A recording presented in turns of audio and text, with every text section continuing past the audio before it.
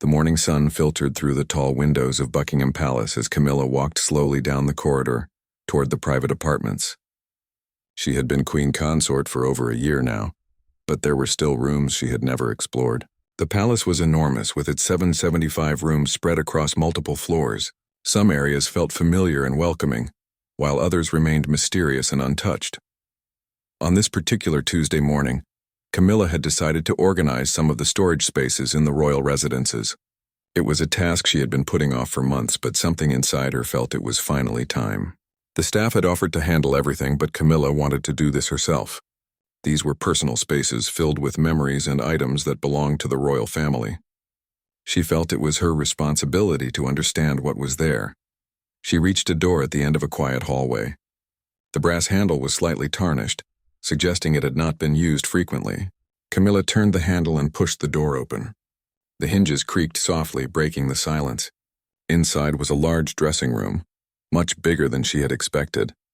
The air smelled old but not unpleasant, like aged fabric and lavender sachets. The room was filled with wardrobes, each one standing like a silent guardian of history. There were at least 20 large cabinets lining the walls made from dark oak wood with intricate carvings. Camilla walked slowly into the room, her footsteps echoing on the wooden floor. Dust particles danced in the beams of sunlight coming through the window. She approached the first wardrobe and opened it carefully. Inside were coats from decades past, each one protected by cloth covers. She moved to the next one and then the next. Each wardrobe revealed pieces of royal history. There were evening gowns, day dresses, ceremonial robes, and accessories that sparkled even in the dim light. Camilla spent nearly an hour opening wardrobes and examining their contents. She found herself fascinated by the collection. Each piece of clothing told a story about the woman who had worn it. There were bold colors from the 60s, elegant styles from the 70s, and more modern pieces from recent years. She could see how fashion had changed over the decades, yet there was a consistent elegance to everything. Then she reached a wardrobe in the far corner of the room. This one was different from the others. It was slightly larger and seemed more ornate. The wood was polished to a deep shine, and the handles were made of silver rather than brass. There was something special about this particular cabinet. Camilla felt a flutter of excitement as she reached for the handles. She pulled the doors open slowly, and her breath caught in her throat. Inside, protected by layers of tissue paper and cloth, was a dress unlike any other in the room. Even covered as it was, she could see glimpses of extraordinary embroidery and the shimmer of precious materials. Her heart began to beat faster as she carefully moved aside the protective coverings. The dress revealed itself inch by inch. Camilla recognized it immediately, even though she had only seen it in photographs and historical footage. The white satin gleamed softly in the light. The embroidery was breathtaking, featuring national emblems stitched in colored silk threads and gold. The craftsmanship was extraordinary, every detail perfect. Camilla stood completely still, hardly daring to breathe.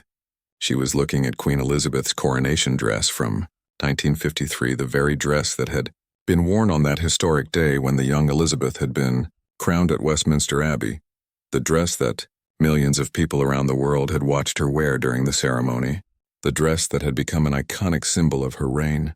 Her hands trembled slightly as she reached out to touch the fabric. It was smooth and cool under her fingertips. The weight of history felt overwhelming. This was not just a piece of clothing. This was a tangible connection to one of the most important moments in British history. This was something that had touched the skin of the late Queen on the day she took on the enormous responsibility of ruling. Camilla carefully examined the dress without removing it from the wardrobe. She could see the incredible detail of the embroidery up close. There were roses for England, thistles for Scotland, shamrocks for Ireland, and leeks for Wales. Each national flower had been stitched with extraordinary precision. There were also symbols representing other Commonwealth nations. The golden thread caught the light and seemed to glow. She noticed how delicate the dress was despite its grandeur. The sleeves were short and structured. The bodice was fitted and the skirt was full and flowing. The train must have been incredibly long, though it was folded carefully in the wardrobe. She could see layers of petticoats beneath the main dress, each one adding to the volume and drama of the garment. Camilla thought about the young woman who had worn this dress. Elizabeth had been only 27 years old on her coronation day. She had already been queen for over a year following her father's unexpected death, but the coronation was the moment when she was formally crowned. The ceremony had lasted hours, and this dress had been worn throughout it all. She imagined the weight of the dress combined with the heavy crown and the ceremonial robes. She thought about the pressure Elizabeth must have felt, knowing that millions were watching, knowing that she was taking on a role that would define the rest of her life. And yet, in every photograph, the young queen had looked composed, dignified, and ready for the challenge. Finding this dress felt like discovering a treasure. Camilla wondered why it was here, in this particular wardrobe, in this room. Had anyone known it was here? The staff must have known, surely, but perhaps they had simply left it undisturbed out of respect. Or perhaps in the chaos and grief following Elizabeth's death, no one had thought to mention it. Camilla stepped back from the wardrobe, her mind racing. This discovery needed to be shared. This was not something that should remain hidden in a closet, even a royal closet. The dress was too important, too historically significant. People should be able to see it, to appreciate the artistry and the history it represented. She thought about what to do next.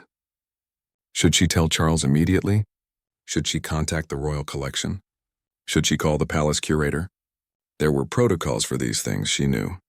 But for now, she simply wanted to stand here and look at this incredible piece of history that had been hidden away for so many years. The morning sun continued to stream through the window, illuminating the dress and making the gold embroidery sparkle. Camilla felt a deep connection to the woman who had worn it. She felt the weight of history and tradition that came with being part of the royal family, and she felt grateful to have been the one to make this extraordinary discovery. She carefully closed the wardrobe doors, making sure the dress was protected once again. But she knew this was not the end of the story. This was just the beginning. The dress had been found, and now decisions would need to be made about its future. For now, though, she simply stood in the quiet room thinking about the incredible moment she had just experienced.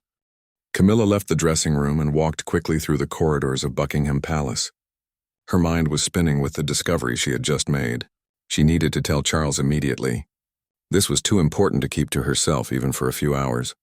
As she walked, she passed several members of staff who nodded respectfully, but she barely noticed them.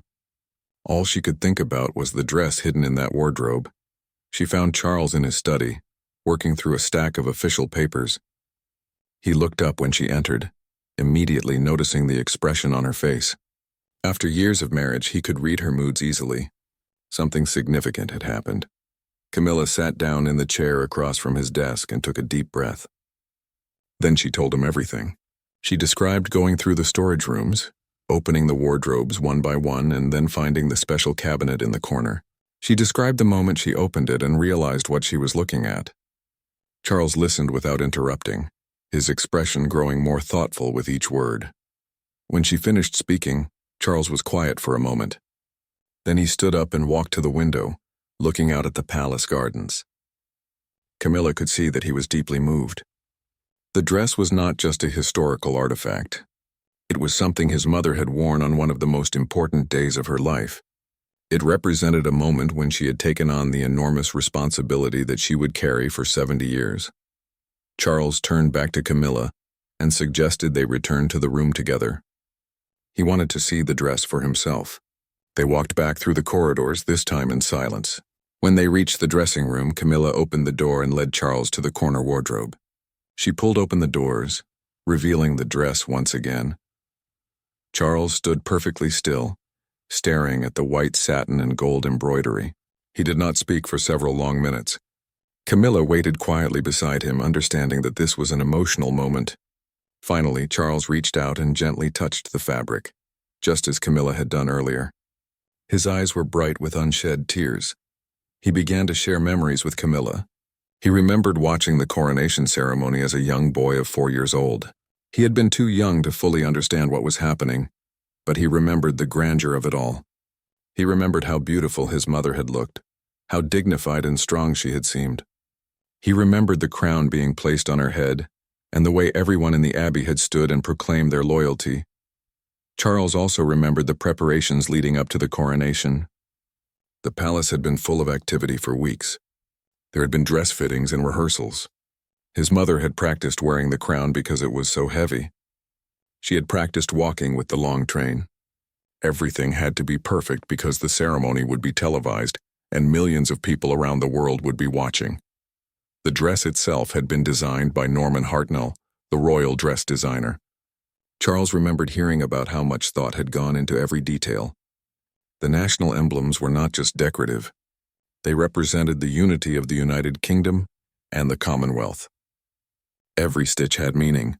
Every element had been carefully considered. Camilla listened as Charles talked, understanding how important this discovery was for him. The dress was more than fabric and thread. It was a connection to his mother, to her youth, to the moment when she had truly become queen. Finding it now, more than a year after her death, felt like receiving a gift from the past. They discussed what should be done with the dress. It could not simply remain hidden in a wardrobe. Something this significant needed to be preserved properly and shared with the public. Charles suggested contacting the Royal Collection Trust, the organization responsible for managing the royal family's art and treasures. They would know the best way to preserve and potentially display the dress. Camilla agreed, but she also felt that they should take time to document the discovery properly. She suggested having the dress photographed in its current location before it was moved. She wanted a record of how it had been found, tucked away in this forgotten wardrobe, waiting to be rediscovered after all these years. Charles called for the palace curator, a knowledgeable woman named Margaret who had worked for the royal family for over 20 years. When Margaret arrived and saw the dress, she gasped audibly. She had no idea it was there. Like Camilla and Charles, she was overwhelmed by the significance of the discovery. Margaret immediately began making plans. She explained that the dress would need to be carefully examined by textile conservators. They would assess its condition and determine what steps needed to be taken to preserve it. The fabric was over 70 years old, and while it appeared to be in good condition, expert care would be essential. She also mentioned that there might be other items associated with the coronation stored elsewhere in the palace. The coronation robes, for example, and possibly the shoes and accessories that had been worn with the dress. If they could locate all of these items, it would create an even more complete picture of that historic day. The three of them spent the next hour discussing possibilities. Could the dress be displayed at Buckingham Palace? Should it be part of a traveling exhibition? Could it be featured in a documentary about the late Queen? There were so many options, and each one had its own advantages. Charles was clear about one thing. Whatever they decided to do, it needed to honor his mother's memory appropriately. The dress should not be treated as just another museum piece. It was deeply personal and deeply important. Any display or exhibition would need to reflect that significance. Camilla suggested that they might want to speak with other members of the family before making final decisions. Princess Anne, in particular, would remember the coronation well. She had been 3 years old at the time, a year younger than Charles. Prince Edward and Princess Anne's children might also have thoughts about how their grandmother's coronation dress should be shared with the public. Margaret took several photographs of the dress in its wardrobe, documenting exactly how it had been stored and preserved. She made detailed notes about the condition of the fabric, the colors of the embroidery, and the way the dress had been carefully wrapped and protected. All of this information would be valuable for the conservators. As the afternoon wore on, word of the discovery began to spread quietly through the palace. Staff members who had worked for the late Queen were particularly moved by the news. Many of them had served her for decades.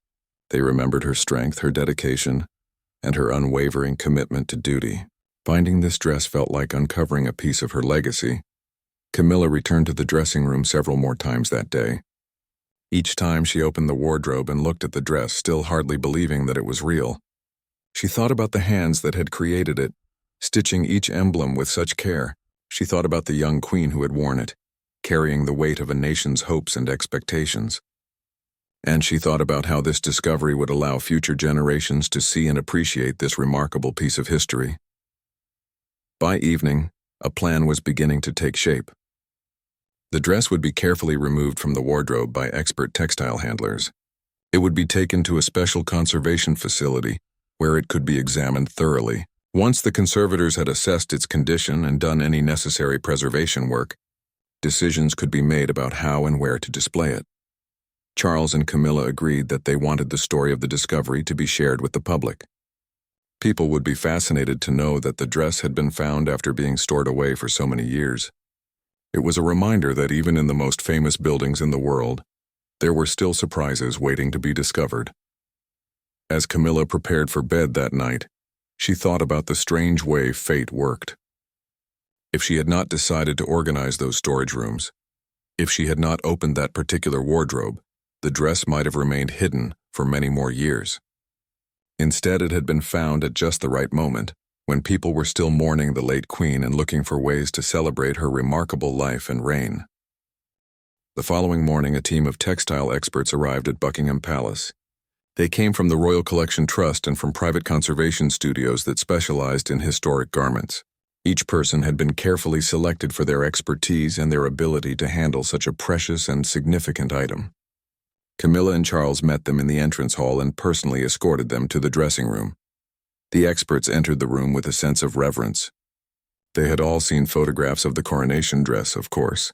It was one of the most famous dresses in history. But seeing it in person, preserved in its wardrobe after all these years, was an entirely different experience. The lead conservator, a woman named Dr. Elizabeth Warren, approached the wardrobe slowly, as if approaching something sacred. Dr. Warren had spent 30 years working with historic textiles.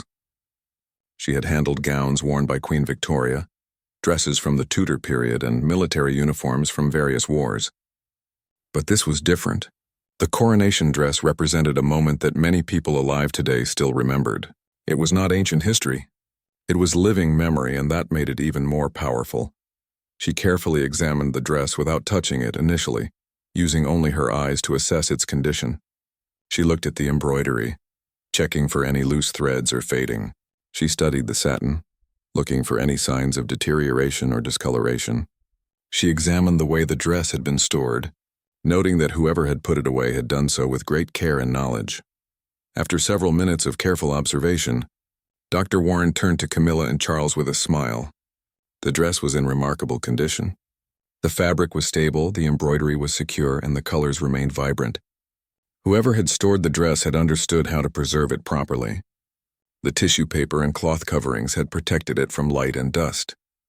The wardrobe itself had maintained a relatively stable temperature and humidity level. However, Dr. Warren explained, the dress would still need some conservation work before it could be displayed. The fabric needed to be gently cleaned to remove any accumulated dust or particles. The embroidery needed to be examined stitch by stitch to ensure everything was secure, and the dress would need to be stored differently in the future, on a specially designed support that would prevent any stress on the fabric. The team spent hours that day carefully documenting every aspect of the dress. They took hundreds of photographs from different angles and in different lighting conditions. They measured every dimension, recorded every detail of the embroidery, and noted the exact shade of white used for the satin. This documentation would be invaluable for future historians and researchers. Camilla watched the process with fascination. She had not realized how much work went into preserving historic garments. The experts were incredibly meticulous, checking and rechecking every detail. They spoke in quiet voices as if afraid to disturb the dress itself. Their respect for the garment and what it represented was evident in everything they did. While the experts worked, Margaret, the palace curator, began searching through archives and storage records. She wanted to find any other items that might be related to the coronation. If the dress had been stored in that wardrobe, perhaps other coronation items were nearby. She spent hours going through old inventories and speaking with long-serving staff members who might remember where things were kept. Her persistence paid off. In another storage room 2 floors below, she found a collection of boxes that had been labeled but never fully catalogued. Inside one of the boxes, carefully wrapped, were the shoes that had been worn with the coronation dress. They were white satin, matching the dress perfectly with embroidered details that complemented the larger garment. They were surprisingly small, a reminder of how petite the young queen had been. In another box, Margaret found gloves, handkerchiefs, and other accessories from the coronation day. Each item was like a small treasure, adding to the complete picture of that historic event. She also found photographs from the dress fittings, showing the young Elizabeth standing patiently, while Norman Hartnell and his team made adjustments to ensure the perfect fit. The photographs were particularly moving. In them, You could see the young queen's face, sometimes serious as she concentrated on standing still, sometimes smiling at something someone had said. She looked so young, barely more than a girl, yet already carrying the weight of enormous responsibility. Camilla found herself looking at these photographs for a long time, thinking about the woman who would grow from that young queen into the dignified monarch she had known. Charles spent time that day speaking with his sister, Princess Anne, on the telephone. He told her about the discovery and asked if she had any memories of the dress or the coronation. Anne remembered the day vividly, despite being only 3 years old. She remembered the excitement in the palace, the beautiful clothes everyone wore, and the sense that something very important was happening. Anne also shared something interesting. She remembered years later, asking her mother about the coronation dress. The queen had told her that it was being kept safe, that it was too precious and too significant to be worn again or even displayed casually. She had wanted it preserved exactly as it was, a perfect representation of that day. Perhaps that explained why it had been stored so carefully and left undisturbed for so many years. This information gave Charles and Camilla a new perspective. The dress had not been forgotten or misplaced. It had been deliberately kept private, stored away as a precious memory. The late queen had made a conscious choice to preserve it rather than put it on display. Now, more than a year after her death, the decision about what to do with the dress belonged to her family and to history. Dr. Warren and her team worked for 3 days at the palace, carefully preparing the dress for transportation to the conservation facility. They built a special support structure that would hold the dress without putting any stress on the fabric. They lined a large climate-controlled case with acid-free tissue paper.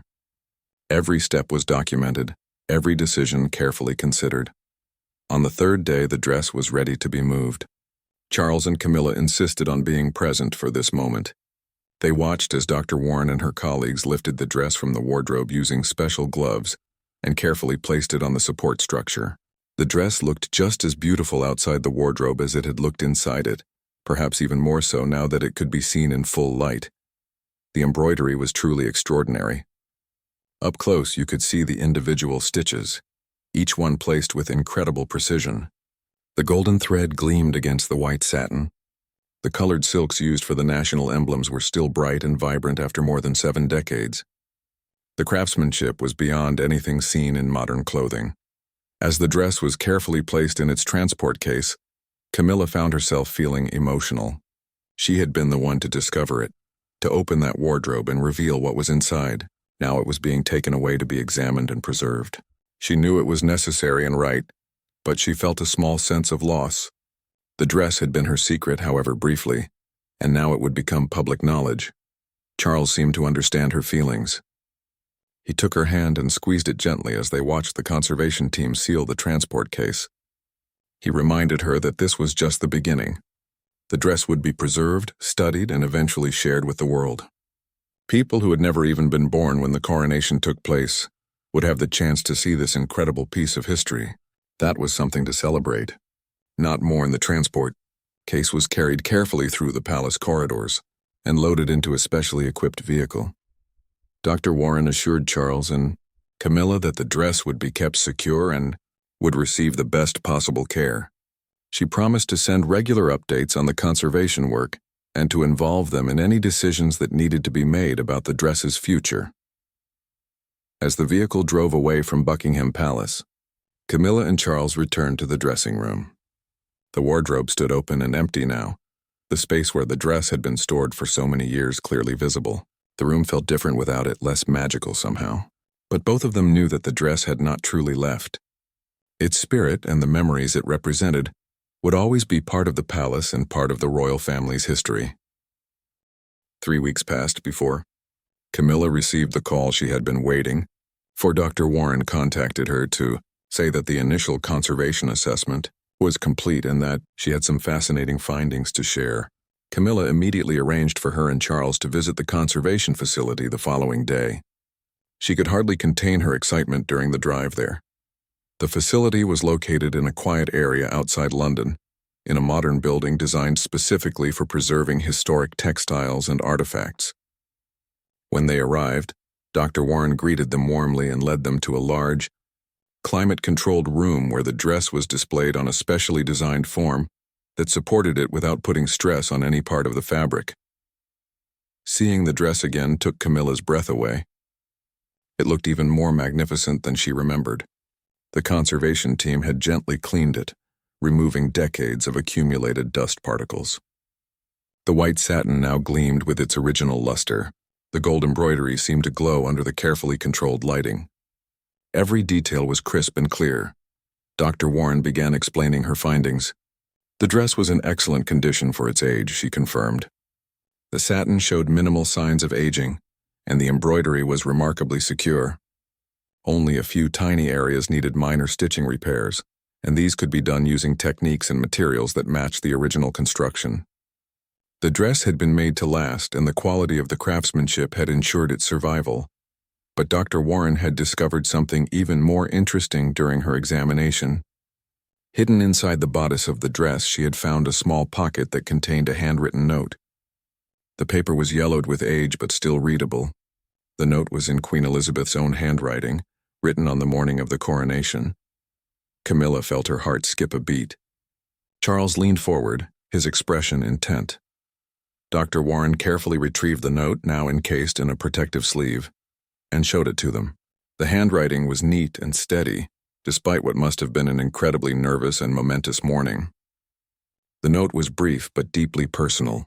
It read, "On this day I promise to serve my people with all my strength and all my heart. I am frightened, but I am ready. God save me and guide me. E.R." The room was silent as Camilla and Charles read the words. The young queen's fear and determination were evident in those few simple sentences. She had been only 27 years old, taking on a role that would define her entire life. She had been scared, but she had moved forward anyway, driven by duty and dedication. Charles turned away for a moment, overcome with emotion. This note was like hearing his mother's voice from across the decades. It showed a vulnerability that she rarely displayed publicly. The queen had always seemed so composed, so strong, so certain. But on that morning she had been human and frightened, just like anyone facing an enormous responsibility. Camilla gently touched Charles's shoulder, understanding how powerful this discovery was for him. The note transformed the dress from a beautiful historical artifact into something deeply personal. It was a window into the young queen's heart on one of the most important days of her life. Dr. Warren gave them time to process this discovery before continuing with her presentation. She explained that finding personal items or notes hidden in historic garments was not uncommon. People throughout history had tucked letters, locks of hair, or small mementos into their clothing, especially pieces worn on significant occasions. But finding something this personal from such a well-documented historical figure was extremely rare. She showed them other findings from her examination. The dress contained over 10,000 individual embroidered motifs. Each national emblem had been stitched by hand, taking hundreds of hours of work. The gold thread was real gold, wound around silk core threads. The white satin had been specially woven for the dress, and no fabric quite like it had been made since. Dr. Warren also explained the symbolism embedded in every aspect of the dress's design. The placement of the national emblems was not random. England's rose was positioned over the heart. Scotland's thistle was on the right side. Ireland's shamrock was on the left. Wales's leek was positioned lower, representing the principality. Commonwealth emblems were scattered throughout, representing the global nature of Elizabeth's reign. The conservation team had also examined the construction techniques used to make the dress. They discovered that the dress had been created in sections and then assembled, allowing multiple seamstresses to work simultaneously. This was necessary because of the tight timeline leading up to the coronation. Norman Hartnell's workshop had worked around the clock for weeks to complete the dress on time. Camilla asked if the dress could be displayed publicly, and Dr. Warren confirmed that it could with proper precautions. The dress would need to be shown in controlled lighting conditions to prevent fading. The temperature and humidity would need to be carefully regulated, and the dress would need to be rotated periodically, spending time in storage to prevent any long-term damage from continuous display. Charles wanted to know about the note. Could it be displayed alongside the dress? Dr. Warren explained that the note was extremely fragile, even more so than the dress itself. The paper had already begun to deteriorate. However, High-quality facsimiles could be made that would allow people to read the words while the original was preserved in archive-quality storage. They spent the entire afternoon at the conservation facility, examining every aspect of the dress and discussing possibilities for its future. Dr. Warren showed them microscopic photographs of the embroidery, revealing details invisible to the naked eye. She explained the chemical composition of the dyes used in the colored threads. She discussed the challenges of preserving such a complex garment for future generations. As the afternoon turned to evening, Charles and Camilla began to formulate a plan. They wanted the dress to be displayed at Buckingham Palace first, giving the British public the opportunity to see it. After that, it could travel to other locations within the United Kingdom and perhaps to Commonwealth nations. The dress was not just important to Britain. It represented a moment when a young woman had promised to serve people around the world. They also discussed creating a documentary about the discovery and the conservation process. People would be fascinated to learn about how the dress had been found, how it had been preserved, and what it meant historically. The discovery of the note added a deeply human element to the story that would resonate with audiences. Camilla suggested that any exhibition should include photographs from the Coronation Day, showing the dress being worn and the ceremony taking place. This would help people understand the context and significance of the garment. It was one thing to see a beautiful dress. It was another thing entirely to understand the weight of history and responsibility that dress had carried. Charles agreed, but he also wanted to ensure that the exhibition was not overly somber or formal. His mother had been many things, but she had also had a sense of humor and an ability to find joy in her role. Any display should reflect the full complexity of her personality and her reign, not just the ceremonial aspects. Before they left the conservation facility, Dr. Warren allowed them a few private moments with the dress. Camilla and Charles stood together, looking at the white satin and gold embroidery, thinking about the young woman who had worn it and the woman she had become. The dress represented the beginning of a reign that would span 7 decades and see the world transform in ways no one could have imagined in 1953. Camilla thought about how strange and wonderful it was that she had been the one to find the dress. She had married into the royal family later in life. After years of being an outsider looking in, she had never expected to play such a significant role in preserving and sharing the family's history. Yet here she was standing beside Charles, making decisions about one of the most important artifacts of his mother's reign. Charles seemed to be having similar thoughts. He turned to Camilla and thanked her quietly for caring enough to go through those storage rooms, for taking the time to open that wardrobe, for treating his mother's possessions with such respect. Without her curiosity and diligence, the dress might have remained hidden for many more years, perhaps even forgotten entirely. As they drove back to London that evening, both of them felt a sense of purpose. The dress had been found. It had been examined and preserved. Now it needed to be shared. The story of its discovery, along with the discovery of the note, would touch hearts around the world. It would remind people of the young queen who had promised to serve, and of the woman who had kept that promise for 70 years. The announcement of the dress's discovery came 3 months after Camilla first opened that wardrobe. The palace press office carefully crafted a statement that would capture public attention while maintaining the dignity appropriate to such a significant find. When the news was released, the reaction was immediate and overwhelming. Social media platforms exploded with excitement. People shared photographs from the 1953 coronation, comparing them with the newly released images of the preserved dress. News channels around the world covered the story, with historians and fashion experts offering commentary. The discovery trended globally for days, with millions of people expressing their fascination and emotion. What captured people's attention most powerfully was the story of the hidden note. When the palace revealed that Queen Elizabeth had written those words on the morning of her coronation, tucking them into her dress like a private prayer, people around the world were moved. The note humanized a figure who had often seemed remote and untouchable. It showed vulnerability and courage in equal measure. Newspapers and magazines dedicated special editions to the discovery. Fashion historians analyzed every aspect of the dress's design and construction. Political commentators discussed what the coronation had meant for Britain and the Commonwealth.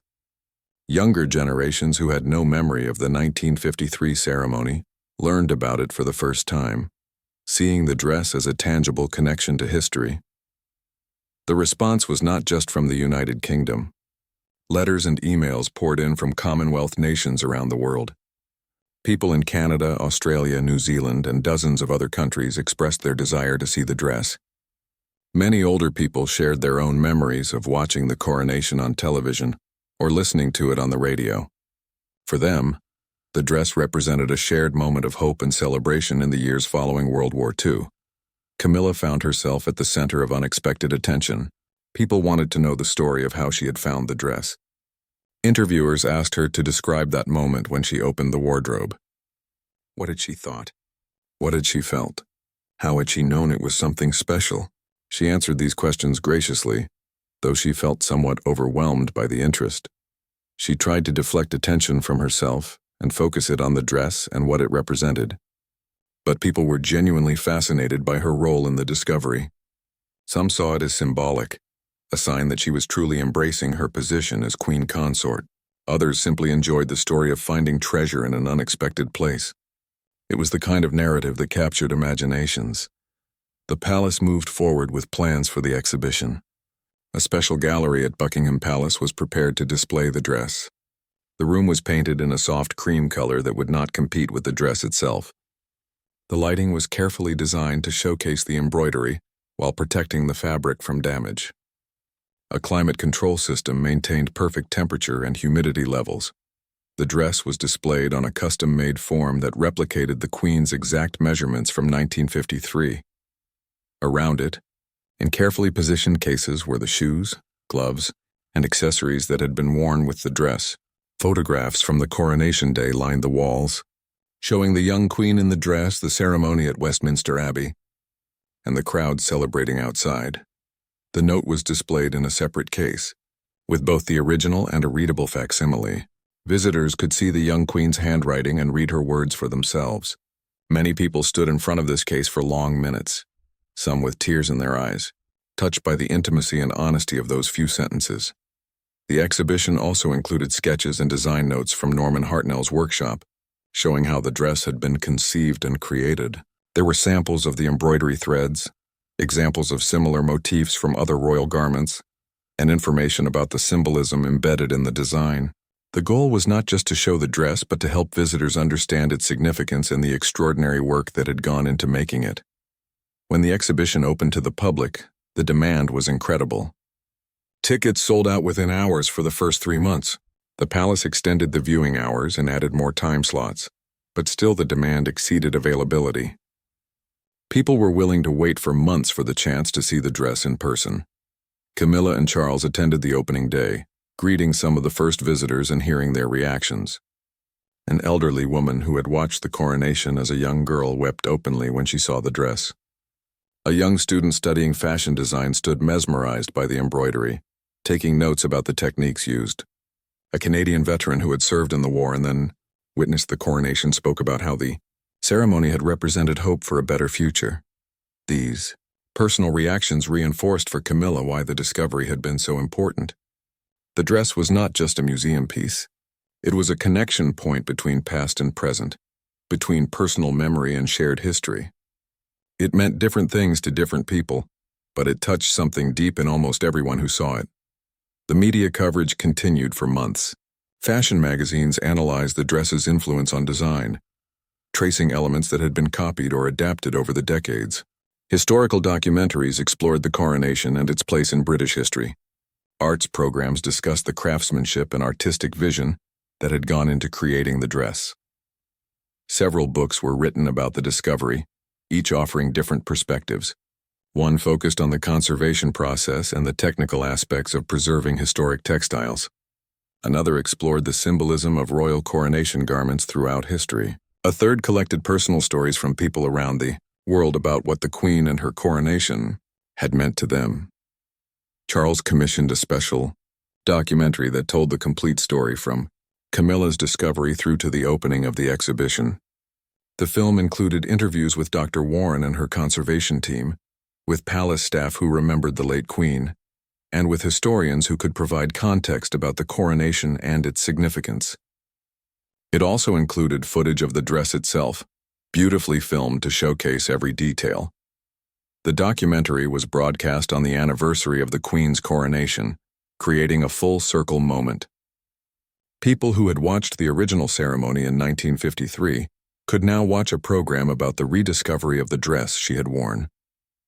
The broadcast received the highest viewing figures for a documentary in years, showing the enduring public fascination with the royal family and with history. International interest remained strong, with museums and institutions around the world requesting the opportunity to display the dress. Plans were made for a carefully scheduled tour that would take the dress to major Commonwealth cities. Each location would display the dress for several months, giving people who could not travel to London the chance to see it. The first international venue was Ottawa, Canada. The dress arrived with great ceremony, accompanied by conservation experts who oversaw its installation in the National Gallery. The Canadian exhibition included additional material about the Queen's relationship with Canada and her many visits to the country. Again, the public response was overwhelming, with people traveling from across the vast country to see the dress. Camilla received letters from people who had seen the exhibition, both in London and in Ottawa. Many thanked her for finding the dress and ensuring it was shared with the public. Others shared their own memories of the Queen or their thoughts about duty, service, and commitment. Some simply wanted to express how moved they had been by seeing the dress and reading the hidden note. These letters reminded Camilla that her discovery had touched something important in people's hearts. In a rapidly changing world, the dress represented continuity and tradition. It represented a promise made and kept. It represented the idea that dedication and service still mattered. For many people, especially older generations, it was a connection to values they feared were being forgotten. But younger people were also drawn to the exhibition. They saw the dress differently, perhaps interpreting it through contemporary perspectives on fashion, feminism, and power. Some were interested in the craftsmanship and artistry. Others were fascinated by the historical context and what it revealed about society in the 1950s. The dress spoke across generations, offering different meanings to different viewers. As the months passed and the exhibition continued to draw crowds, Camilla often thought about that morning when she had decided to organize the storage rooms. It had seemed like such a mundane task at the time. She had simply wanted to understand what was in those spaces, to bring some order to the palace's vast collections. She had never imagined she would find something so significant, so emotionally powerful, so historically important. The discovery had changed her relationship with the royal family's history.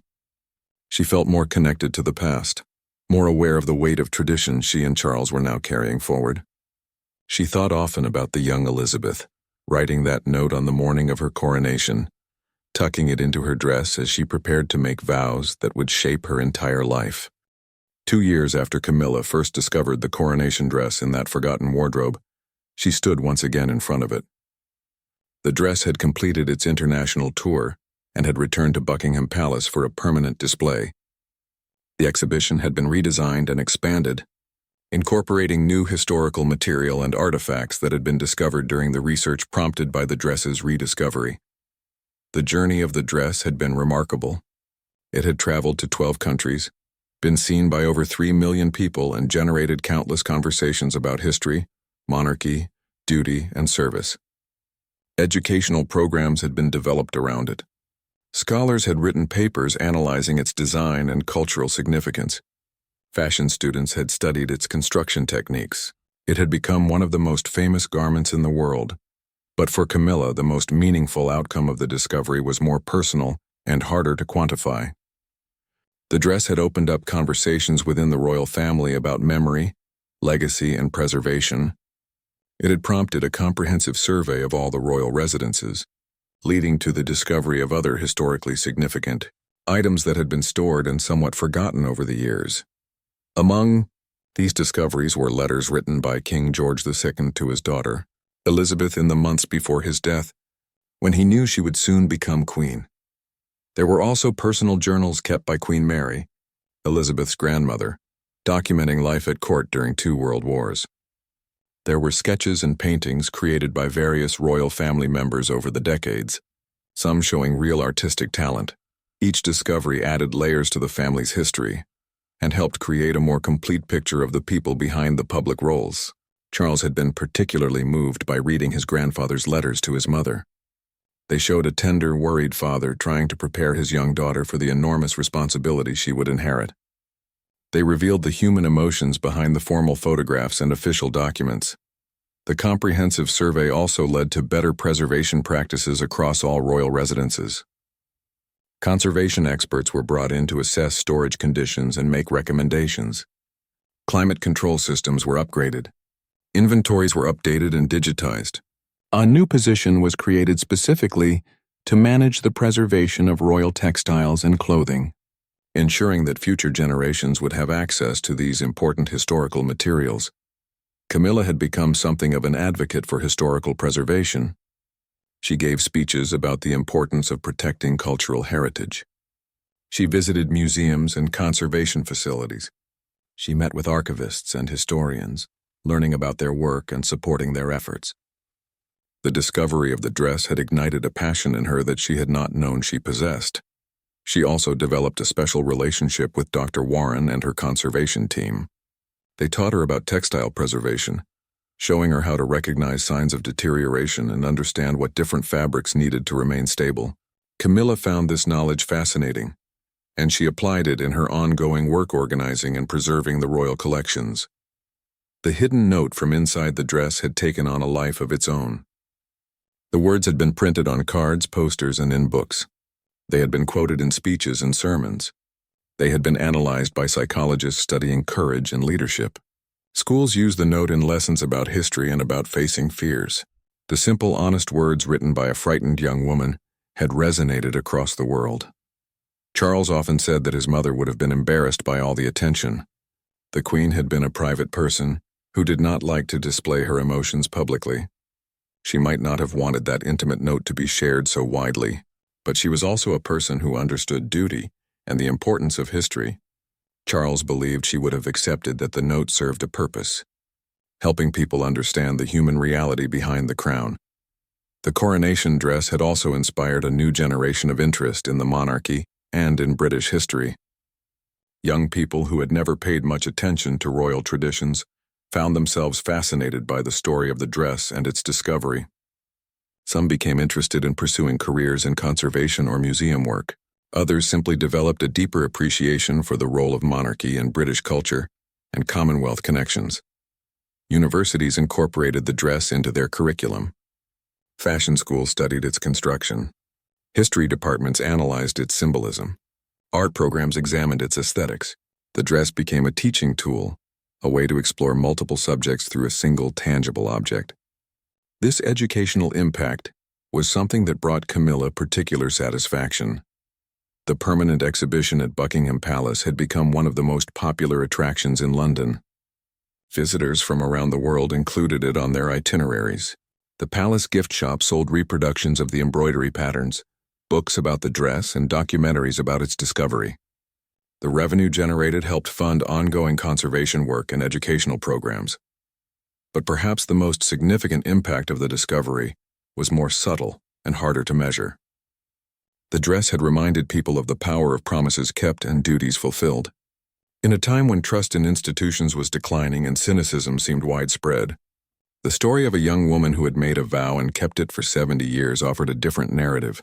The note, with its acknowledgement of fear alongside determination, had shown that courage was not the absence of fear, but the choice to act despite it. This message resonated with people facing their own challenges, whether personal or professional. Many visitors to the exhibition spoke about how the dress and the note had inspired them to persevere through difficult times. Camilla continued to visit the exhibition regularly. Sometimes she went alone, standing quietly among the crowds of visitors listening to their reactions and observations. She liked hearing what the dress meant to different people, how they interpreted its significance, what memories it triggered. Each visitor brought their own perspective and took away their own meaning. On the second anniversary of the discovery, Camilla and Charles hosted a special event at the palace. They invited Dr. Warren and her conservation team, along with the palace staff who had helped with the discovery and its aftermath. They also invited some of the visitors who had written particularly moving letters about what seeing the dress had meant to them. It was a small, private gathering, very different from the grand public events surrounding the exhibition. People shared stories and reflections.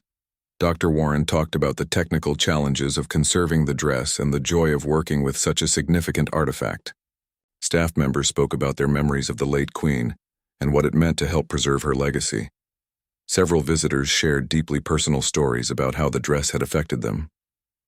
A woman who had been struggling with depression talked about how the note's honesty about fear had helped her acknowledge her own struggles. A young man studying to be a doctor spoke about how the Queen's commitment to service had inspired his career choice.